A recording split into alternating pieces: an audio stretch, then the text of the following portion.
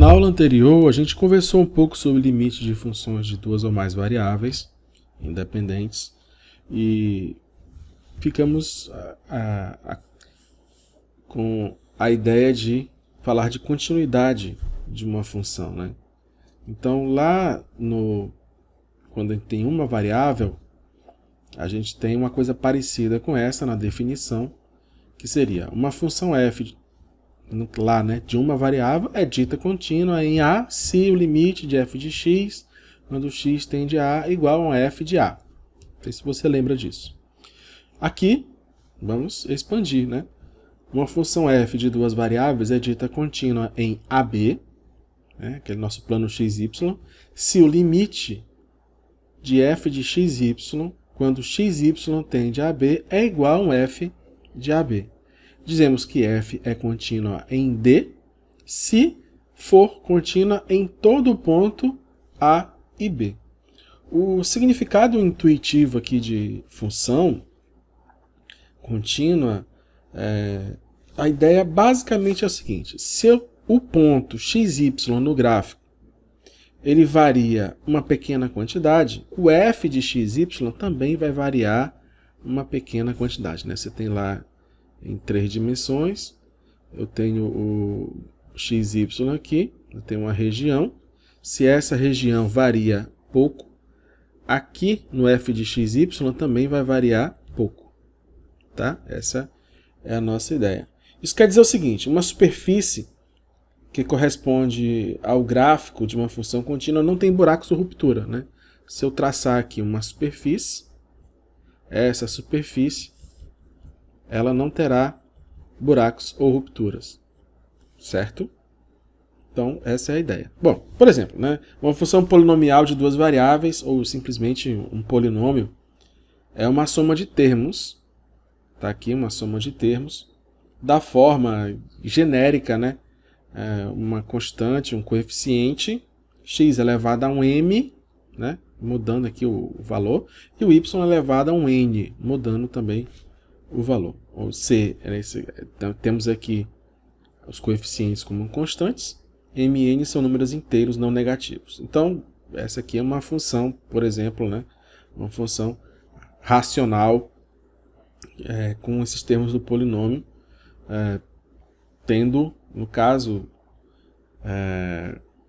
aqui também, né, outra função, certo? Que a gente pode aí fazer todos os estudos necessários. Aqui o intuito é chegar rapidamente na questão das derivadas parciais, por isso que a gente não está aprofundando todo o estudo, as demonstrações em relação a isso. Aí, por exemplo, se eu quiser saber o limite desse polinômio aqui, quando x e y tende a 1 e 2. Bom, como o f de xy é isso, deixa eu pegar aqui assim. Esse é o nosso f de xy, certo? Esse é o nosso f de xy. Como o f de xy é isso, então o limite, pela definição, né, o limite de f de x, quando x tende a AB, é f de AB. Tá? Então, o limite de x² y ao cubo menos x ao cubo y² mais 3x mais 2y, quando xy tende a 1, 2, vai ser o f de AB. Tá? Então vai ficar 1 ao quadrado que multiplica 2 ao cubo menos 1 ao cubo que multiplica 2 ao quadrado mais 3 vezes 1 mais 2 vezes 2. Certo? Fazendo o cálculo disso daí, dá 11. Né? Isso aqui vai dar 8, aqui vai dar 4, aqui vai dar 3 e aqui vai dar 4. E aí você soma 8 mais 11, 4 menos 4 dá 0, tal. Então, 8 mais 3, né? Dá 11. Então, esse é o valor do limite, vale 11.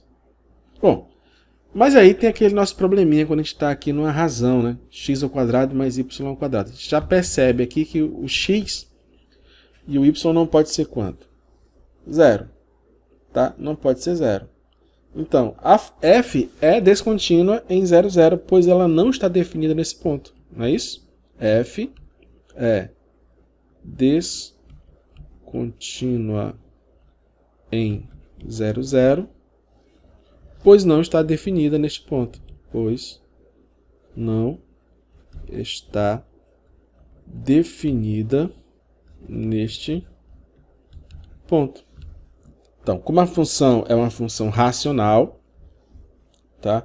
Ela é contínua em seu domínio, o que corresponde ao seguinte, né? Que o conjunto D ela vai ser um xy tal que xy, x e y, né, tem que ser diferente de 0, 0. Tá bom? Então, essa é a nossa ideia inicial de continuidade. Aí vamos pegar essa situação aqui, né? F de xy é igual a 3x² y sobre x² mais y², se xy é diferente de 0 e é 0 se xy é igual a 0, 0. Então tá aqui, ó. É essa curva aqui, né? Essa superfície aqui meio maluquete aqui, parece um lençol sendo agitado ao vento. Então é isso, tá bom? Então olha só, F, né? F, esse F aqui, tem definição em 0, 0? Tem. Vale quanto? 0. Quanto é o F de xy, tá? Quanto é o limite, melhor exprimindo, né? Quanto é o limite de F de xy quando x tende a 0 e 0? Bom, a gente já viu isso em estudo anterior, a gente pode fazer esse estudo. Quando tende a 0, 0, isso tudo vai tender a 0, tá? Isso tudo vai tender a 0. E se a gente pegar aqui e colocar 3x² y sobre x² mais y², isso aqui a gente viu em aulas anteriores, até essa própria função, justamente para não perder tempo. Se você não assistiu a busca do limite dessa função, dá uma olhadinha na aula passada aí que está no link, tá? Então, isso aqui tende a um limite 0, 0, que é o nosso próprio f de 0, 0, tá? É o nosso f de 0, 0 tende a 0. Então, o f de 0, 0 é esse aqui, né? Esse aqui não é f de 0, 0? Isso aqui não tem um limite tendendo a 0? Aliás, o limite, né, da função é 0? Então, se o limite é isso e o f de 0, 0 é o valor do limite, logo é contínuo. Tá? Essa é a conclusão que a gente tem que ter. Certo? Pela nossa definição, né? Não vamos, uma coisa que a gente tá na cabeça é isso aqui, ó. É contínua se o limite de f de xy, quando o xy tende a AB, é f de AB. Se, por exemplo, vamos fazer aqui o exemplo. Se eu definisse isso aqui como valendo 1, já não seria contínua. Tá bom? Como eu defini valendo 0, aí ela é contínua. Tá? Aí haveria descontinuidade caso isso ocorresse.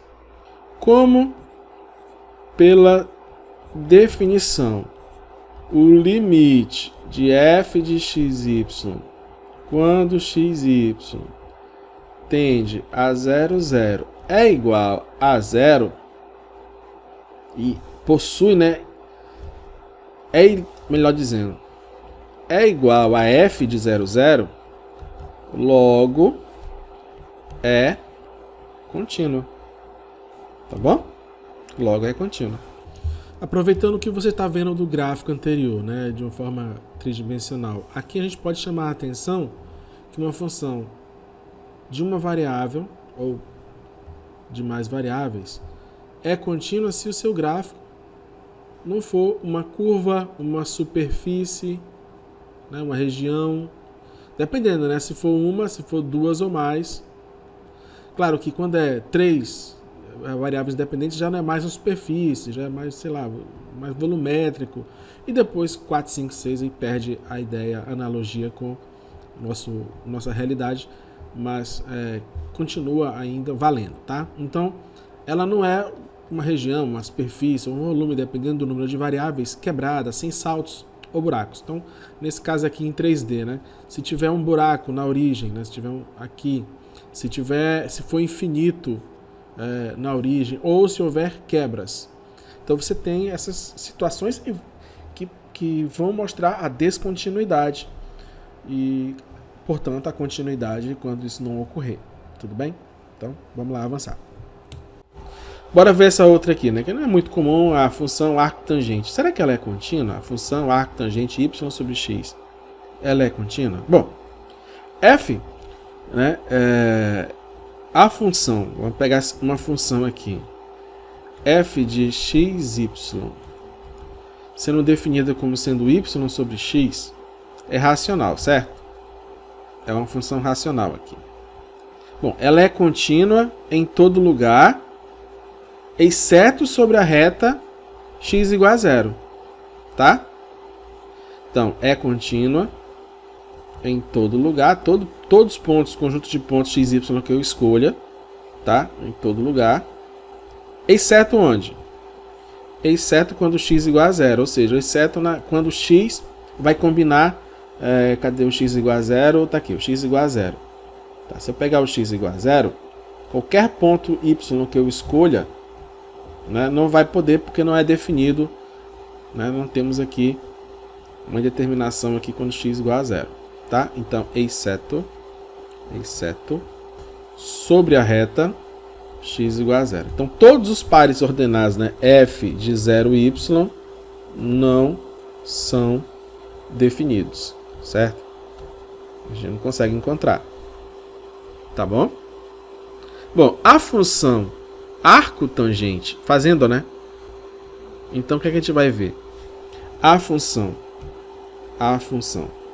Pegar a função aqui, uma função que eu escolha, uma g de t, onde g de t é arco tangente t, tá?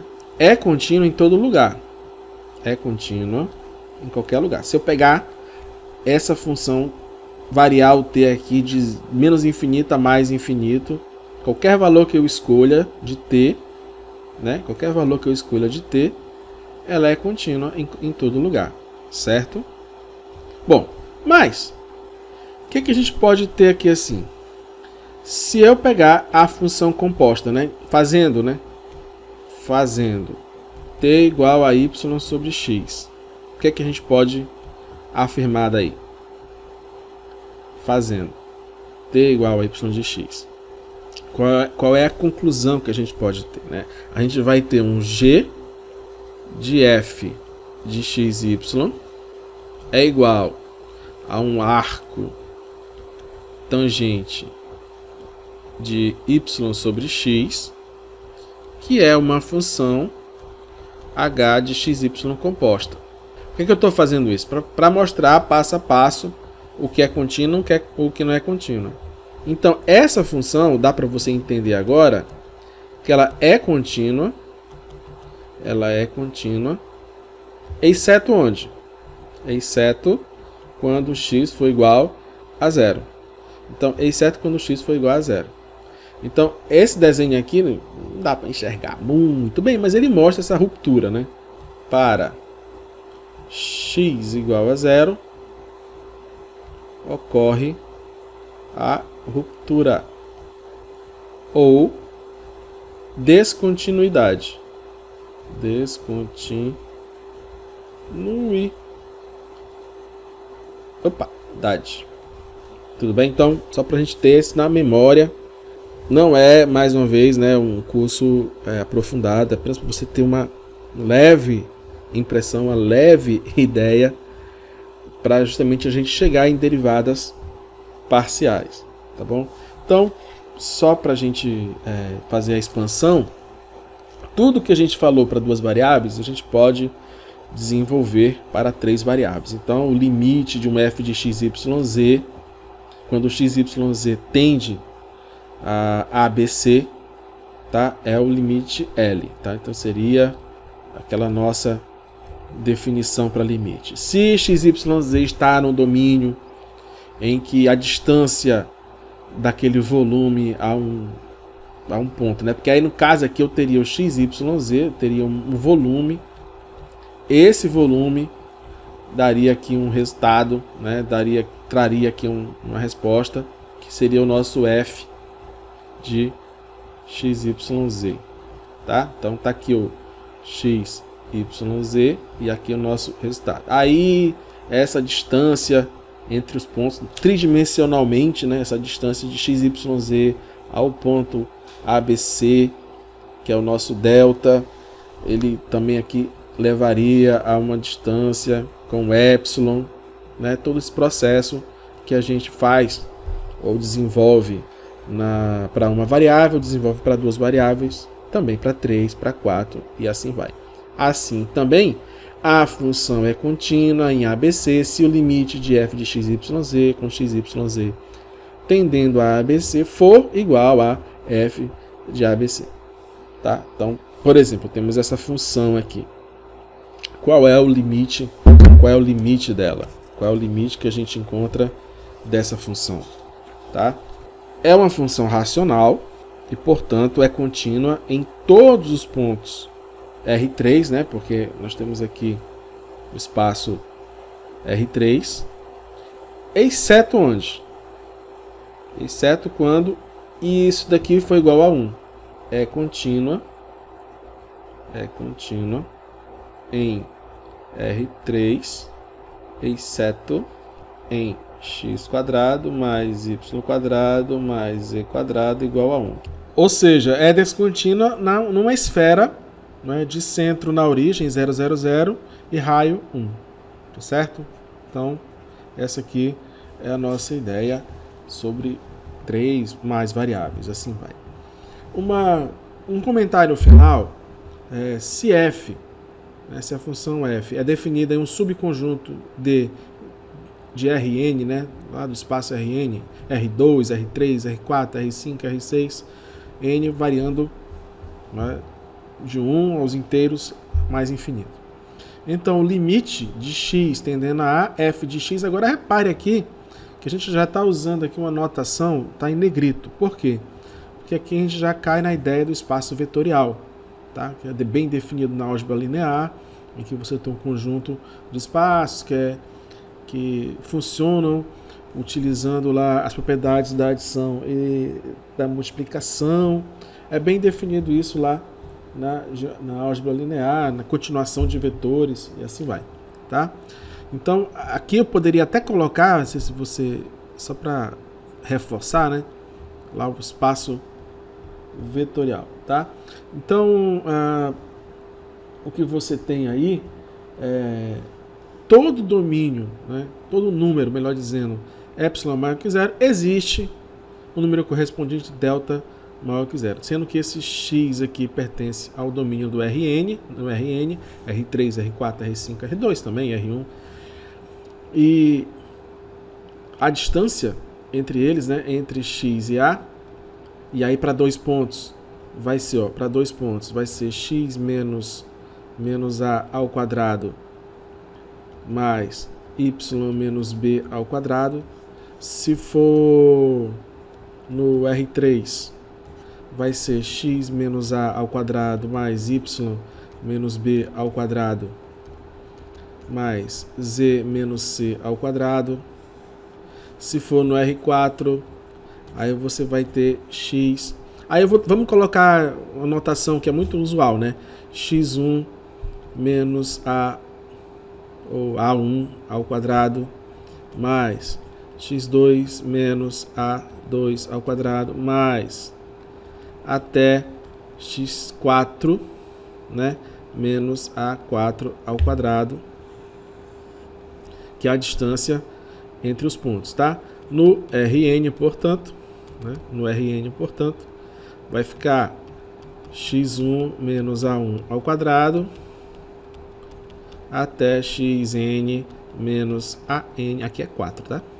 An ao quadrado, tá? A distância entre os pontos. E então o f de x, né, menos L é menor que epsilon. Esse módulo também de f de x menos L é menor esse daí. Então nós temos isso, uma forma de representar o x. Lembra como é que a gente representa o x? A gente pode representar como sendo, né, o xy assim, tá? Ou assim, tá bom? Isso também é válido. Aqui nós temos o x, aqui não vai aparecer legal, peraí. Deixa eu colocar uma cor diferente para perceber aqui. Então aqui, olha, o x, ele vai ser o x1, x2, x3 e x4, tá? Aqui o x vai ser o quê? x1, x2 até xn. Tudo bem? De tal forma, então, que esse limite, tá aqui o limite de x tendendo a A, de f de x, é igual a L, é contínuo assim, né? É contínua se existindo limite de x tendendo a A, f de x é um f de A, que é toda a questão do cálculo vetorial, que aí já fica para um tópico, para um estudo seguinte, tá bom? Então é isso que a gente tem que comentar sobre continuidade, limite de continuidade. Vai nos permitir, então, agora, a partir da aula que vem, trabalhar com derivadas parciais, que é o foco principal desse conjunto de aulas, certo?